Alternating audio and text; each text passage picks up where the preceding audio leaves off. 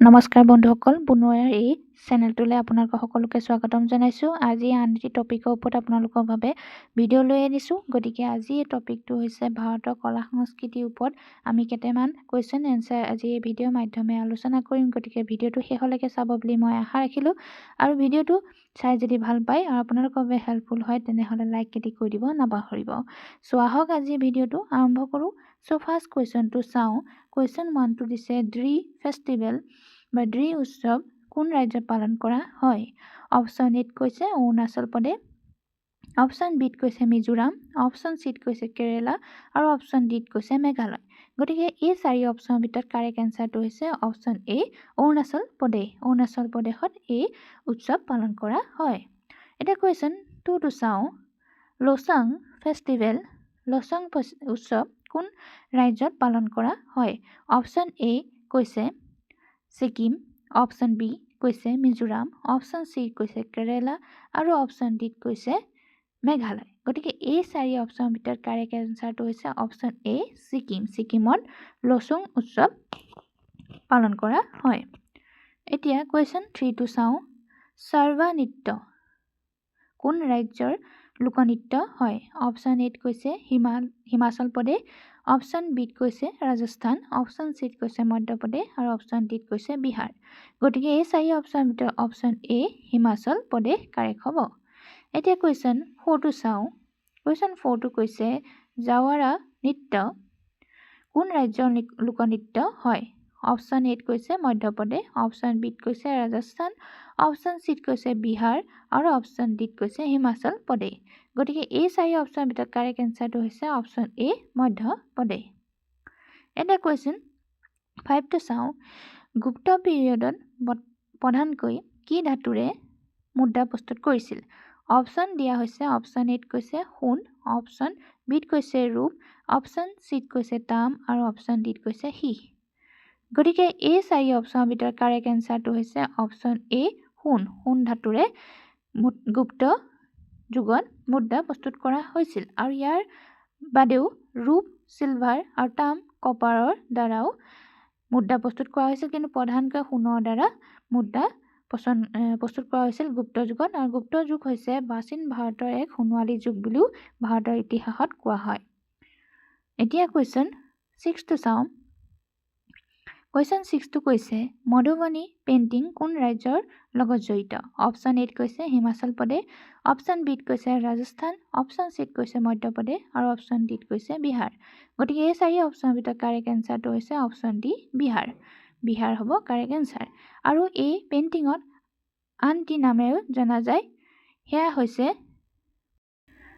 মিথালা painting বুলি জনা যায় আন এটি নামে।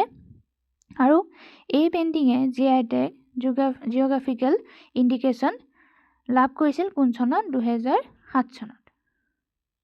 এতিয়া কুৱেশ্যন 7টো চাওঁ। কুৱেশ্যন 7টো সুধিছে নাট্যশাস্ত্ৰ কোনে ৰচনা কৰিছিল? অপশ্যন এত কৈছে ভৰতমুনি, অপশ্যন বিত কৈছে কালিদাস, অপশ্যন চিত কৈছে বাণভট্ট আৰু অপশ্যন ডিত কৈছে বিলহন। গতিকে এই চাৰি অপশ্যনৰ ভিতৰত কাৰেক্ট এনচাৰটো হৈছে অপশ্যন এ ভৰতমুনি। তেওঁ নাট্যশাস্ত্ৰ ৰচনা কৰিছিল। এতিয়া কুৱেশ্যন 8টো চাওঁ। কুৱেশ্যন 8টো কৈছে ইউনেস্কোৱে ভাৰতৰ প্ৰথম কেতিয়া সাংস্কৃতিক সম্পদক বিশ্ব ঐতিহ্য ক্ষেত্ৰ হিচাপে স্বীকৃতি প্ৰদান কৰা হৈছিল বা কৰিছিল? অপশ্যন এত কৈছে 1985, অপশ্যন বিত কৈছে 1987, অপশ্যন চিত কৈছে 1898 আৰু অপশ্যন ডিত কৈছে 1983। গতিকে কাৰেক্ট এনচাৰটো হৈছে অপশ্যন ডি 1983 চনত পৰা 1980 চনত প্ৰথম আৰু তাৰপিছৰ পৰা ইউনেস্কোই সাংস্কৃতিক সম্পদসমূহক বিশ্ব ঐতিহ্য ক্ষেত্ৰ ৰূপে স্বীকৃতি প্ৰদান কৰি আহিছে। আৰু প্ৰথম 1983 4 স্থানক বিশ্ব ঐতিহ্য ক্ষেত্ৰ ৰূপে স্বীকৃতি প্ৰদান কৰিছে। সেয়া হৈছে অজন্তা কেভ বা অজন্তা গুহা, ইলোৰা গুহা আৰু তাজমহল আৰু আগ্ৰা ফৰ্ট। এই 4 স্থানক প্ৰথম 1983 চনত সাংস্কৃতিক সম্পদ হিচাপে বিশ্ব ঐতিহ্য ক্ষেত্ৰ ৰূপে ইউনেস্কোই স্বীকৃতি প্ৰদান কৰিছিল।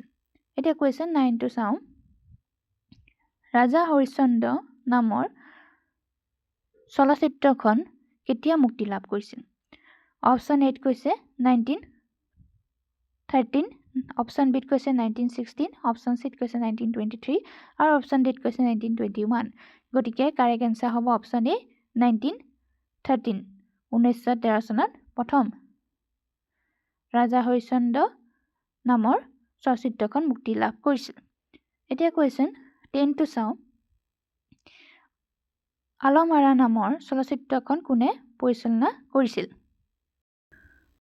অপশ্যন এত কৈছে অৰ্দেশীৰ ইৰাণী, অপশ্যন বিত কৈছে দাদা চাহেব ফাল্কে, অপশ্যন চিত কৈছে ফাতেমা বেগম আৰু অপশ্যন ডিত কৈছে নান অফ দ্য এবভ।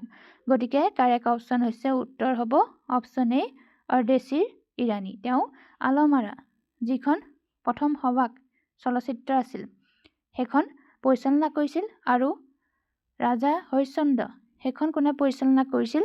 সেইখন পৰিচালনা কৰিছিল দাদা চাহেব ফাল্কে।